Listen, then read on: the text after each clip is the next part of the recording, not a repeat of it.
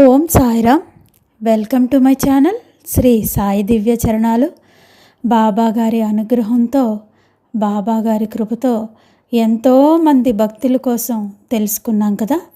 మరొక సాయి భక్తుడి కోసం ఈ వీడియోలో తెలుసుకుందామా. రావు సాహెబ్ యశ్వంత్ జనార్దన్ గల్వాంకర్.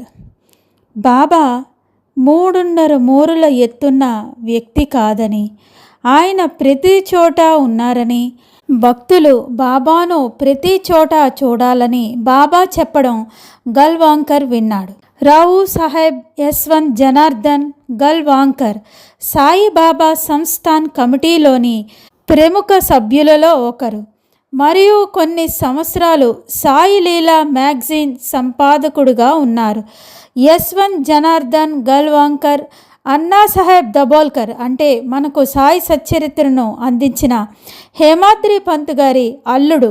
ఈ యశ్వంత్ జనార్దన్ గల్వాంకర్ బొంబాయి సచివాలయంలో హోంశాఖలో సూపరింటెండెంట్గా పనిచేస్తూ ఉన్నారు.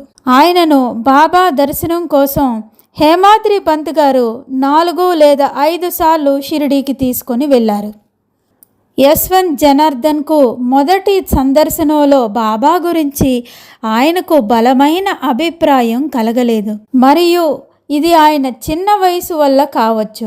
బాబాతో దబోల్కర్కు ఉన్న సంబంధాలు కూడా ఆయనను షిరిడీకి సందర్శించేలా చేశాయి.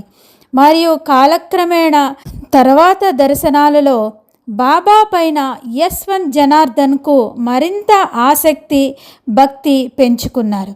ఒకసారి బాబా యశ్వంత్ జనార్దన్ కలలో కనిపించి దక్షిణగా 2 రూపాయలు అడిగారు. అతను మేల్కొన్న తర్వాత మనీ ఆర్డర్ ద్వారా 2 రూపాయలు షిరిడీకి పంపాలని నిర్ణయించుకున్నారు యశ్వంత్. కలలో మరొకసారి బాబా అతనికి కనిపించి నిజాయితీతో అందరితో ప్రవర్తించాలని మరియు పవిత్రంగా ఉండటం అనుసరించాలని చెప్పారు. గల్వాంకర్ ఆ 2 తప్పకుండా చేస్తానని, చాలా జాగ్రత్తగా ఉంటానని బాబాకు చెప్పారు. 1917 సంవత్సరంలో ఆయన షిరిడీ సందర్శనం ఆయనపై గొప్ప ముద్ర వేసింది. బాబా దర్శనం కోసం మసీదుకు వెళ్ళినప్పుడు బాబా తన వరద హస్తాన్ని యశ్వంత్ తలపై ఉంచారు.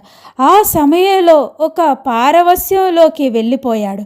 ఇంకా పరిసరాల గురించి తనను తాను మర్చిపోయాడు. ఆ తర్వాత బాబా పైన విశ్వాసం, భక్తి చాలా రెట్లు పెరిగింది. తర్వాత క్రిస్మస్ మరియు ఇతర సెలవుల సమయంలో పూర్తి విశ్వాసంతో బాబా వద్దకు వెళ్ళారు యశ్వంత్ జనార్దన్. బాబా అనుగ్రహం వలన, బాబా వారి ఆశీర్వాదం వలన భగవద్గీత, భాగవతం మరియు ఏకానాథ్ భాగవతం చదవగలనని గల్వాంకర్ దృఢంగా విశ్వసించారు. అతను తన అధికార విధులలో మరియు పనిలో పూర్తిగా నిమగ్నమై ఉండటం వలన మరియు చిన్నవాడు కావడం వలన 1918కి ముందు బాబాతో సన్నిహితంగా సంబంధాన్ని పెంచుకునే స్థితిలో లేరు. కానీ బాబా మహాసమాధి తర్వాత అతను జీవితంలో మరింత గంభీరంగా మరి బాబా వైపు ఆకర్షితుడయ్యారు. 1921 సంవత్సరంలో ఆయన తన కుటుంబంతో కలిసి తీర్థయాత్రకు వెళ్ళారు. ప్రయాగ మరియు కాశీ వెళ్ళారు. ప్రయాగలోని భరద్వాజాశ్రమంలోని ఏదైనా సాధువు దర్శనం ఏర్పాటు చేయమని బాబాను ప్రార్థించాడు యశ్వంత్ జనార్దన్. భరద్వాజ్ ఆశ్రమం నుండి బయలుదేరిన తర్వాత వారు రోడ్డు పక్కన ఒక సాధువును చూశారు. ఆ సాధువు ప్రతి 7 సంవత్సరాలకు ఒకసారి మాత్రమే ప్రయాగకు వస్తారని తెలిసి ఎంతో సంతోషపడతారు. కానీ ఆ సాధువు ఎవ్వరిని కూడా తన దగ్గరకు రానివ్వరని, డబ్బు కూడా తీసుకోరని తోడుగా ఉన్న అతని శిష్యులు ఒక వ్యక్తి చెప్పారు. కానీ బాబా కృపతో ధైర్యం తెచ్చుకొని సాధువు దగ్గరికి వెళ్ళారు యశ్వంత్ జనార్దన్. ఆ సాధువు కోపంగా ఉండడానికి బదులుగా రా బిడ్డా అని చేతులు పైకి ఎత్తి అతన్ని స్వాగతించారు. యశ్వంత్ జనార్దన్ భార్య, తల్లి వారితో వచ్చిన వారి కుటుంబ సభ్యులు అందరూ కూడా ఆ సాధువును దర్శనం చేసుకున్నారు. అందరినీ ఆ సాధువు ఆశీర్వదించాడు. ఆ సమయంలో జనార్దన్ జేబులో 3 అణాలు మాత్రమే ఉన్నాయి. ఆ సాధువుకు ఆ 3 అణాలు దక్షిణగా ఇచ్చారు. బాబా తన కోరిక తీర్చారని ఎంతో సంతోషపడతారు. 1932 సంవత్సరంలో యశ్వంత్ జనార్దన్కు ఒక కల వచ్చింది.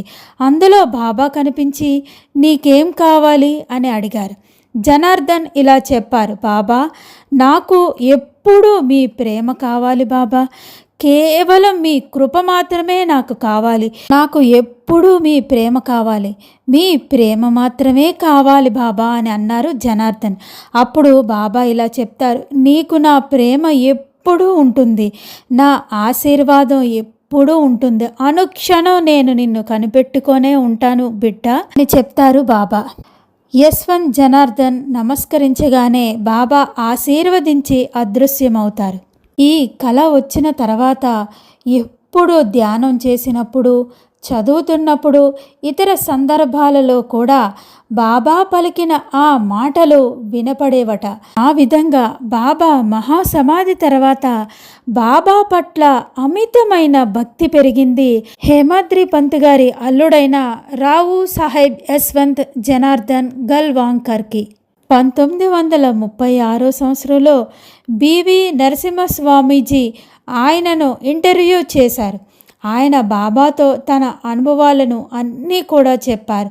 బాబా అంకిత భక్తుడైన రావ్ బహదూర్ మౌరేసర్ ప్రధాన్ రాసిన షిరిడీ సాయిబాబా భారతీయ ఆధ్యాత్మిక సంగ్రహావలోకనం అనే పుస్తకంలో 2వ ఎడిషన్కు 1943 సంవత్సరంలో ముందు మాట కూడా రాశారు యశ్వంత్ జనార్దన్.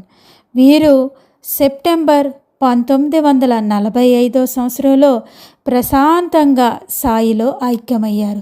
అనునిత్యం జీవించి ఉన్నప్పుడు ఎప్పుడు సాయి సేవకే తన జీవితాన్ని అంకితం చేశారు హేమాద్రి పంత్ గారి అల్లుడైన రావు సాహెబ్ యశ్వంత్ జనార్దన్ గల్వాంకర్. మరెన్నో విషయాలు ఎంతోమంది సాయి భక్తుల కోసం బాబా మనకు తెలియజెప్పాలని సమర్థ సద్గురువైన సాయినాథుణ్ణి ప్రార్థిస్తూ ఓం సాయిరామ్.